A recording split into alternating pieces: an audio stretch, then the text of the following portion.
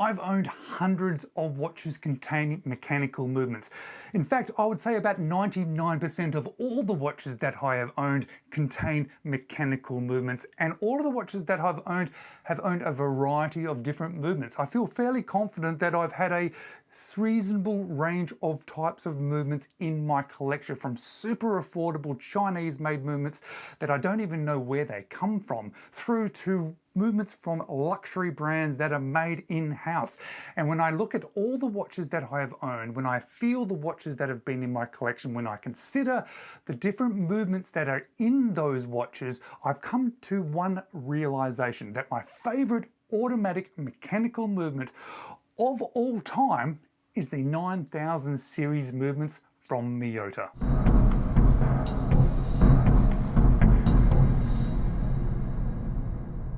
Hello, you're watching James. My name is James, you're watching me, and I am talking about watches. And I have to admit, I just love mechanical movements in watches. I've tried to like and enjoy quartz and other variations like digital watches, but really for me it's a mechanical movement that makes me connect with them, and as such I want to find a movement that I like the most, that I enjoy the most, and that gives me the things that I really need from them. And that's one of the reasons why I have had so many different types of movements in my collection.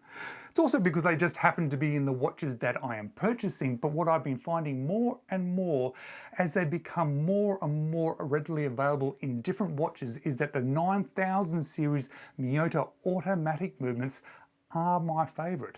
And in fact, I think for the money, they are the best movements that can be put into watches. But you should know a little bit about these Miyota movements before I tell you why I think they are the best mechanical movements. First of all, Miyota themselves started making mechanical movements in the very early 1980s. All of the movements, or at least the vast majority of these mechanical movements, are also produced in Japan. And it's interesting when you look at Miyota online and you see their core principles are to produce movements that are both precise and durable.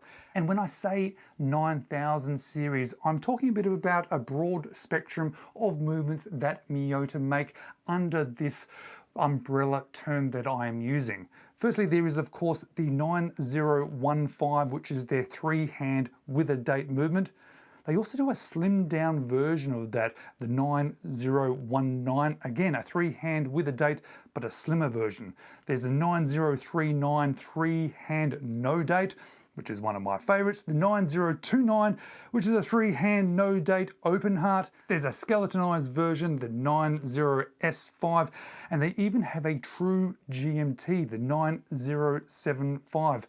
But they don't just stop there. They've also got models that have a power reserve, that have a day, month, and also a 24-hour indicator. But all of them are high beat 28,800 vibrations per hour movements, and all of them have something going for them that is something that really pushes them over the line for me to make them one of my absolute favorites. And it's not the fact that they are made in Japan. I do like that about them. It's not the fact that they come with a set specification accuracy of -10 seconds to +30, albeit that is much more broad than I've ever experienced from any of the movements that I've personally owned. It's not also that they are a rock solid, durable movement that I've never once had an issue with. I've had issues with other movements. I have friends who have had issues with other movements. These Miyota movements, they are durable, they are rock solid, and there are no issues whatsoever in my experience. Similar to what I've experienced from the Seiko 4R or the NH movements, they are just reliable, and it is nice to have a movement inside your watch that is reliable. But the one thing that really makes them stand out to me is just how thin the movements are, because the Miyota movements are only 3.9 millimeters tall. Now, to put that into perspective, the Seiko movements are 5.3 millimeters tall. That's a whole 1.4 millimeters more, which doesn't sound like a much, but it really is. The Sellita SW200 movements, well, they're 4.6 millimeters tall. That's 0.7 millimeters taller than that Miyota movement. And that height, or that lack of height from the Miyota movements, translates to being able to produce a watch that is much thinner. And when you have a watch that is a little bit thinner, I can tell you from my own personal experience that you get a slightly more luxury feel of watch on your wrist. It's amazing, just that particular measurement makes all the difference. I've said so many times before, and I've experienced so many times before, that when a watch comes in at about 10 millimeters thick or tall or high, that there's something special about it.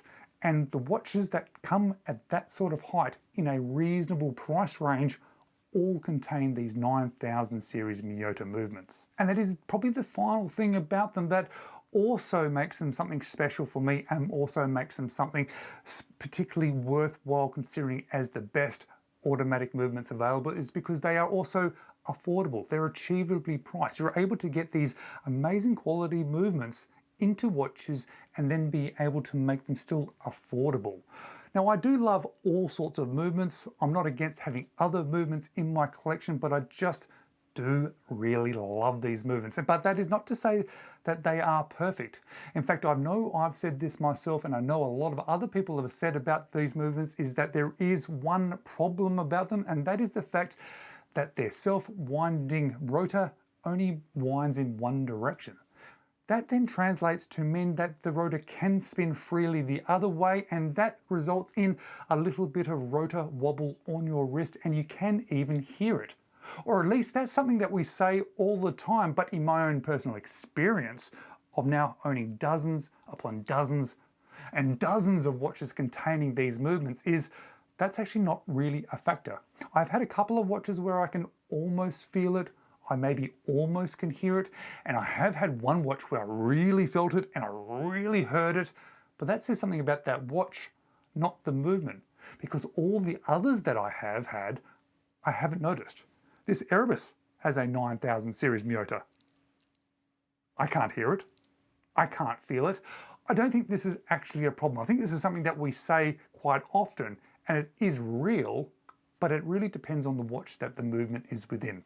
I'd love to hear your thoughts on this. I think there's going to be a lot of people that do agree with me on this one, but if you don't, let me know which movement you think is the best automatic movement on the market. Thanks for watching. Maybe check out one of these videos next.